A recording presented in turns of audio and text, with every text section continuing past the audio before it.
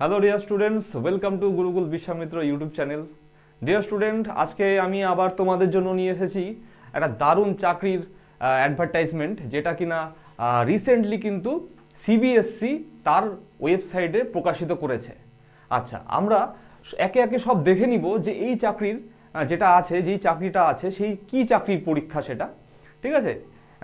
Post কি, vacancy কি আছে, এজ ক্রাইটেরিয়া কি আছে, ডিটেলস যা আছে, স্যালারি স্ট্রাকচার কেমন হতে পারে, আর সাবজেক্ট এক্সাম প্যাটার্ন যা যা আছে আমরা কিন্তু একে একে দেখে নিব। কি থেকে? অ্যাডভার্টাইজমেন্ট, যেটা কিনা সিবিএসসি তার ওয়েবসাইটে দিয়েছে, সেই অ্যাডভার্টাইজমেন্টের মাধ্যমেই কিন্তু আমরা দেখে নিব। ঠিক আছে বন্ধুরা, চলো দেখে নিই কি আছে।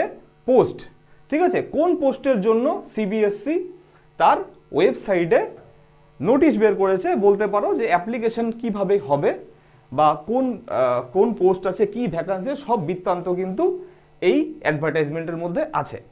চলো দেখে নিই কি আছে। পোস্ট, পোস্ট কি আছে? পোস্ট দেখতে পাচ্ছ যে কি আছে, যে গ্রুপ বি এবং গ্রুপ সি। ঠিক আছে, গ্রুপ বি পোস্টের মধ্যে কি আছে? Details of the post. Superintendent, superintendent পোস্টের জন্য কিন্তু লোক নিয়োগ করতে চাইছে কারা? সিবিএসসি মানে central board of secondary education. তোমরা সবাই তার সম্বন্ধে কিন্তু জানো। আচ্ছা, কি বলা আছে? Group B superintendent post, pay level বলা আছে কত? লেভেল 6। তোমরা জানো যে পে লেভেল 6 মানে কিন্তু একটা ভালো মাইনের একটা কিন্তু চাকরি, অবশ্যই খুব ভালো মাইনের একটা চাকরি। আর সেটা কিন্তু একটা অফিসিয়াল জব হয়। ঠিক আছে, বিভিন্ন অফিসে সিবিএসসির যেই সব অফিস আছে সেই অফিসগুলোতে কিন্তু তাদের পোস্টিং হয়। এখন ম্যাক্সিমাম যে এজ আছে, এজ ক্রাইটেরিয়া মানে বয়সের যে ক্রাইটেরিয়া, সেটা কত আছে? সেটা আছে কত? 30। দেখতে পাচ্ছ, সেটা হলো 30। কার জন্য? সুপারিনটেন্ডেন্ট। ঠিক আছে, সুপারিনটেন্ডেন্ট পোস্টের জন্য এজ ক্রাইটেরিয়া কত আছে? 30। এখন আমরা দেখে নিব যে সুপারিনটেন্ডেন্ট পোস্টের জন্য কতগুলো ভ্যাকান্সি আছে। সুপারিনটেন্ডেন্ট পোস্টের জন্য ভ্যাকান্সি কিন্তু আছে 142টা। 142টা ভ্যাকান্সি কিন্তু কম ভ্যাকান্সি নয়। ঠিক আছে, টোটাল ভ্যাকান্সি 142টা কিন্তু আছে। আচ্ছা আচ্ছা, আরেকটা যে পোস্টের কথা বললাম সেই পোস্টটা কিন্তু কি আছে? Group C. গ্রুপ সি এর একটা পোস্ট, যেটা হলো junior assistant.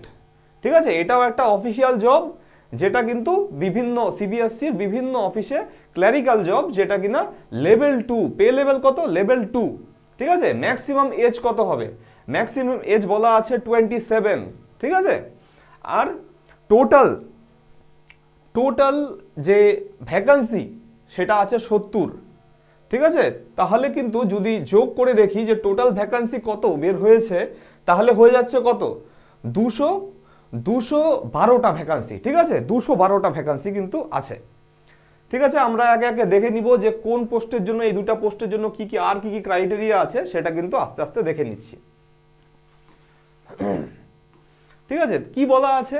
The selected candidate shall be posted in any offices of the board. কোথায়?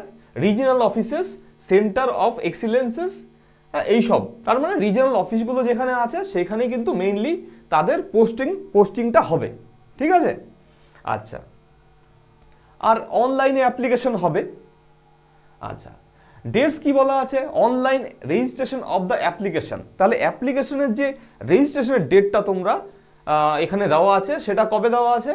2/1/2025। মানে আজকে কত তারিখ? আজকে হলো 3/1/25, মানে গতকাল থেকে কিন্তু রেজিস্ট্রেশন শুরু হয়ে গেছে ওয়েবসাইটে।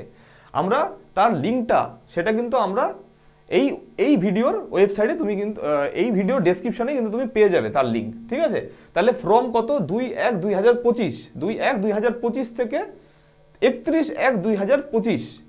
ঠিক আছে, তাহলে মোটামুটি 1 মাস কিন্তু তুমি সময় পাচ্ছ রেজিস্ট্রেশন করার। আচ্ছা, এই ডেটটা কিন্তু এক্সটেন্ড হতে পারে, অবশ্যই এই ডেটটা এক্সটেন্ড হতে পারে। এখানে বলা আছে কি এই ডেটটা এক্সটেন্ড হতে পারে, রেজিস্ট্রেশনের ডেটটা এক্সটেন্ড হতে পারে। কিন্তু যেই সব এলিজিবিলিটি বলা আছে, যে যে গ্র্যাজুয়েশন অথবা হাই সেকেন্ডারি যেটাই এলিজিবিলিটি হোক না কেন, সেই ডেটটা মানে এই 31/1/25-এর মধ্যে কিন্তু সেটা তোমার কমপ্লিট হওয়া চাই। ঠিক আছে, সেটা কিন্তু মেনশন করা আছে এইখানে। আর কি বলা আছে, বিশেষ বিশেষ পয়েন্টগুলো আমি তুলে ধরছি, বাকিটা তোমরা কিন্তু ওয়েবসাইটে পেয়ে যাবে। হ্যাঁ, কি বলা আছে, রিল্যাক্সেশনের ব্যাপারটা তোমরা আশা করি অবগত আছো। তোমরা রিল্যাক্সেশন কীরকম হয়, জেনারেলের যেটা ব্যাপার থাকে, জেনারেলের আমি বললাম কি সুপারিনটেন্ডেন্ট পোস্টের জন্য আপার যে এজ ক্রাইটেরিয়া সেটা কিন্তু 30, ঠিক আছে। আর যেটা ইসে আছে জুনিয়র অ্যাসিস্ট্যান্ট পোস্ট আছে তার কিন্তু 27। এখন যে বয়সের ছাড় সেটা বলা আছে এসসিদের জন্য, কি বলা আছে, এসসিদের জন্য 5 বছর, এসসিদের জন্য, এসসি এসটির জন্য 5 বছর, ওবিসিদের জন্য 3 বছর, 3 বছরের আরও ছাড় পাওয়া যায়। পিডাব্লিউডি যারা আনরিজার্ভড আছে ইনক্লুডিং ওমেন তাদের জন্য 10 বছরের, পিডাব্লিউডি যারা ওবিসি আছে তাদের জন্য 13 বছর, এবং পিডাব্লিউডি যারা কি বলা আছে এসসি এসটি আছে ইনক্লুডিং ওমেন কিন্তু 15 বছর। আরও বলা আছে এক্স সার্ভিসম্যানের কথা বলা আছে, মেয়েদের কথা বলা আছে 10 বছরের। ডিপার্টমেন্টাল ক্যান্ডিডেটস যারা আছে তাদের কিন্তু বয়সের কোনো ব্যাপার নেই, তারা কিন্তু যে কোনো বয়স পর্যন্ত, মানে আপ টু রিটায়ারমেন্ট যেটা হচ্ছে আর কি বয়স, যখন তখন কিন্তু তারা ডিপার্টমেন্টাল ক্যান্ডিডেটরা অ্যাপ্লাই করতে পারে এবং পরীক্ষায় বসতে পারবে।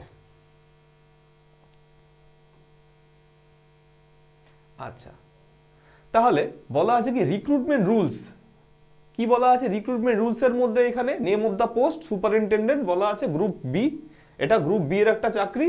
এবং এসেনশিয়াল ক্রাইটেরিয়া, এসেনশিয়াল ক্রাইটেরিয়া কি আছে, এসেনশিয়াল ক্রাইটেরিয়ার মধ্যে বলা আছে কি ব্যাচেলার ডিগ্রি। সুপারিনটেন্ডেন্ট যে পোস্টটা আছে তার মধ্যে কিন্তু ব্যাচেলার ডিগ্রিটা অবশ্যই দরকার, সেটা যে কোনো ট্রেন্ডেরই হোক, যে কোনো স্ট্রিমেরই হোক, শুধু একটা রিকগনাইজড ইউনিভার্সিটি থেকে কিন্তু তাকে গ্র্যাজুয়েশন ডিগ্রিটা দরকার হবে, ঠিক আছে। আচ্ছা, একটা ভাইটাল পয়েন্টের কথা বলা আছে, সেটা বলা আছে কি working knowledge of computer.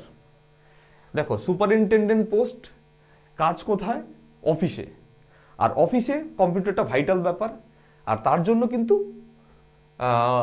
Working নলেজটা খুবই দরকার। কি ওয়ার্কিং নলেজ দরকার, উইন্ডোজ, এমএস অফিস, হ্যাঁ, হ্যান্ডেলিং লার্জ ডেটাবেস, ইন্টারনেট, মানে ইন্টারনেট সম্বন্ধেও ভালো আইডিয়া দরকার, যে ফান্ডামেন্টাল যে এমএস অফিস বা উইন্ডোজে যেসব কাজ করতে হয় সেটা যেন সে করতে পারে।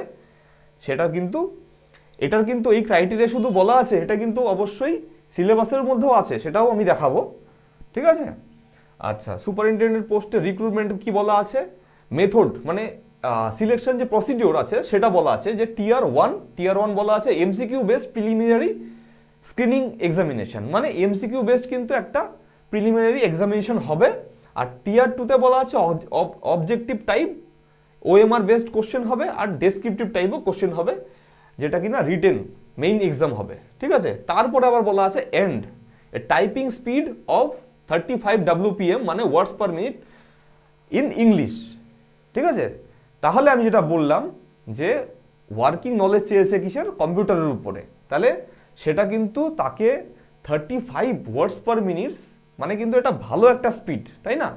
টাইপিংয়ের ভালো একটা স্পিড লাগবে ইংরেজিতে 35 ওয়ার্ডস পার মিনিট। যদি সে হিন্দিতে করে তবে 30 হলেও চলবে, ঠিক আছে। আচ্ছা, এখন দেখে নিব আমরা কার, জুনিয়র অ্যাসিস্ট্যান্ট, তাই না। জুনিয়র অ্যাসিস্ট্যান্ট এই যে গ্রুপ সি পদটা আছে, এই পদের জন্য কি এসেনশিয়াল ক্রাইটেরিয়া আছে। ওইখানে যেমন দেখলাম যে গ্র্যাজুয়েশনের দরকার ছিল, কিন্তু জুনিয়র অ্যাসিস্ট্যান্টের কিন্তু গ্র্যাজুয়েশনের দরকার নেই, 12 পাস হলেই হবে, ঠিক আছে। 12 পাস অথবা ইকুইভ্যালেন্ট কোয়ালিফিকেশন থাকলেই হবে। আর টাইপিং স্পিডের যে ক্রাইটেরিয়াটার কথা বলা ছিল, সেই সুপারিনটেন্ডেন্টের ক্ষেত্রে যা ছিল আর জুনিয়র অ্যাসিস্ট্যান্টের ক্ষেত্রে যা আছে তা কিন্তু সেম। সেটা কি 35 words per minute in English or 30 words per minute in Hindi, ঠিক আছে, বুঝতে পারলে। আচ্ছা আচ্ছা, বয়সের ক্রাইটেরিয়া যেটা বলা আছে কি আছে, সুপারিনটেন্ডেন্টের ক্ষেত্রে বলা ছিল কি 30 আর আপ টু 30, আর জুনিয়র অ্যাসিস্ট্যান্টের ক্ষেত্রে কি বলা আছে বিটুইন 18 to 27, মানে 18 বয়স থেকে শুরু করে 27 বছর বয়স পর্যন্ত তুমি কিন্তু পরীক্ষাটা দিতে পারবে। এজ রিল্যাক্সেশনের কথাটা কিন্তু আমি আগে বলে দিয়েছি। আচ্ছা, এখন কি বলা আছে যে এক্সামের প্যাটার্নটা, সেটা কি বলা আছে, এক্সাম প্যাটার্ন বলতে সিলেকশন প্রসিডিওরটা টিয়ার 1 থাকবে। এখানে কিন্তু টিয়ার 2 এর কোনো গল্প নেই, ঠিক আছে। এখানে কিন্তু টিয়ার 2 এর কিন্তু কোনো গল্প নেই। আচ্ছা, এখানে শুধু টিয়ার 1 থাকবে আর কি থাকবে, টাইপিং টেস্ট থাকবে। বুঝতে পারলে? আচ্ছা ঠিক আছে, দেখে নিচ্ছি আর কি বলা আছে।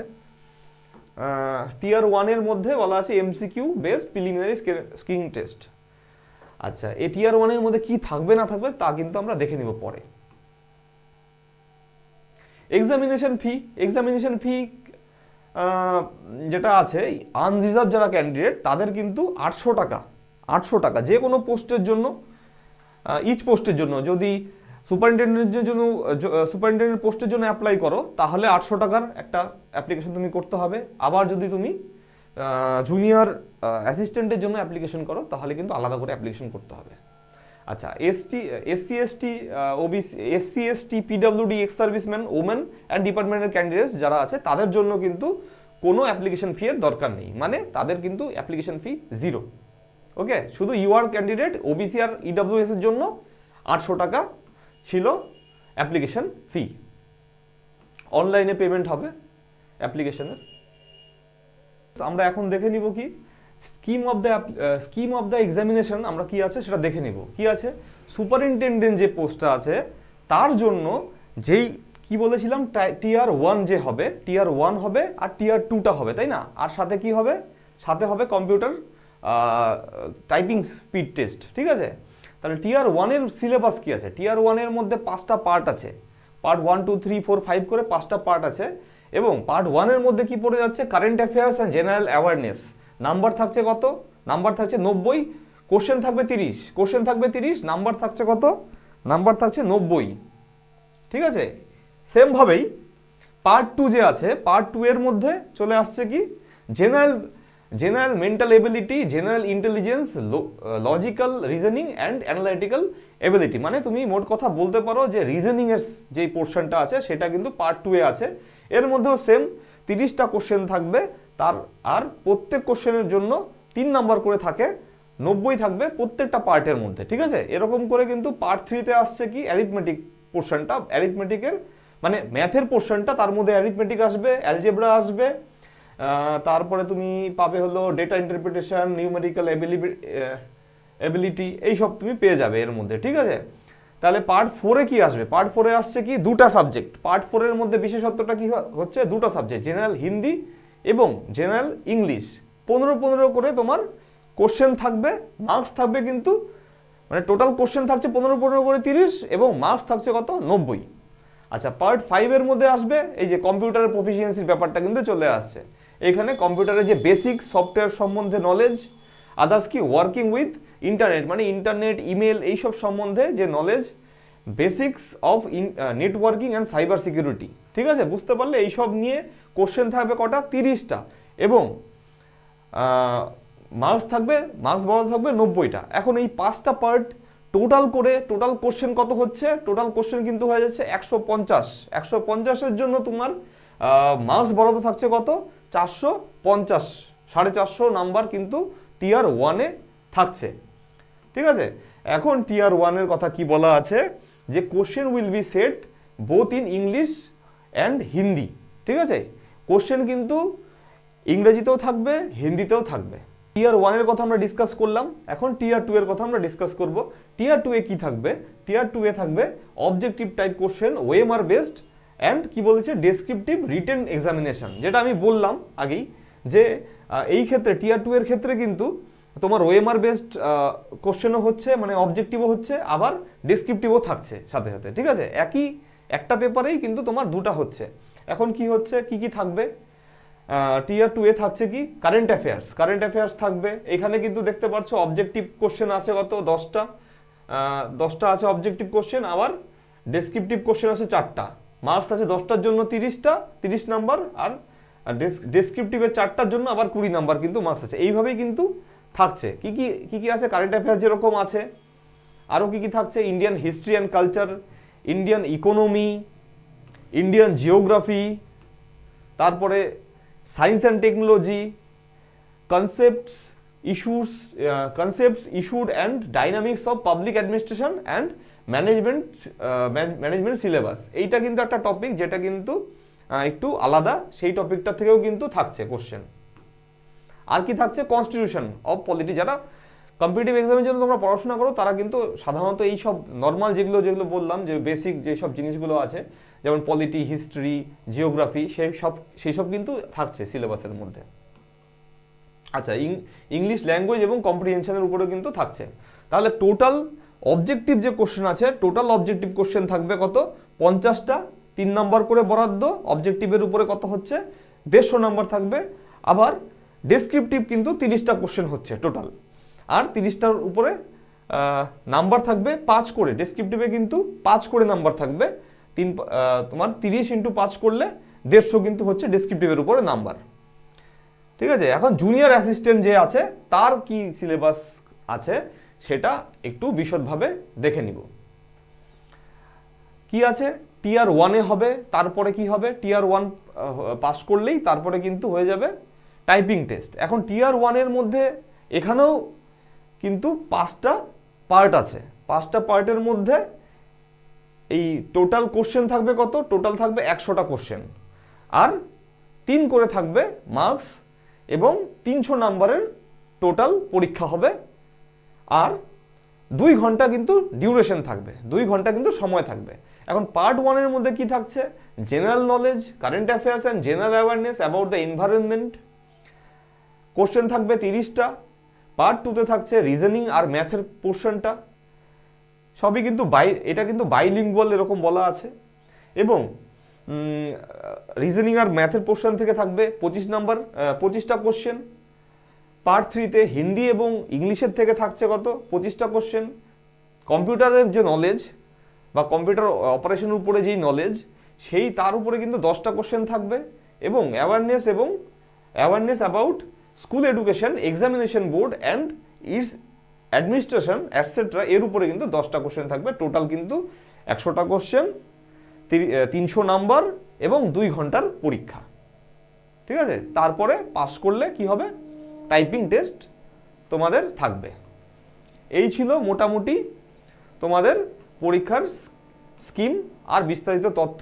একটা জিনিস বলে রাখা ভালো যে এইখানে যে মার্কিং স্কিম বলা আছে, কি টায়ার 1 এবং টায়ার 2 দুই ক্ষেত্রেই কিন্তু তোমার 1/3 কিন্তু তোমার নেগেটিভ মার্কিং আছে। ঠিক আছে, 1/3। ঠিক আছে, মানে তুমি বলা আছে কি in tier 1 3 marks shall be awarded to every correct answer. মানে তুমি জানো যে 3 নাম্বার তুমি পাবে একটা সঠিক উত্তরের জন্য, এবং 1 mark shall be deducted for every incorrect answer. মানে একটা যদি ইনকারেক্ট তুমি করো তাহলে কিন্তু 1 নাম্বার তোমার ডিডাক্ট হবে। তার মানে 1/3 তোমার হয়ে যাচ্ছে কি মার্কিং, নেগেটিভ মার্কিং। ঠিক আছে, এই ছিল তথ্য। তোমাদের যদি আরও কিছু ইনফরমেশনের দরকার হয় তোমরা কিন্তু কমেন্ট করতে পারো।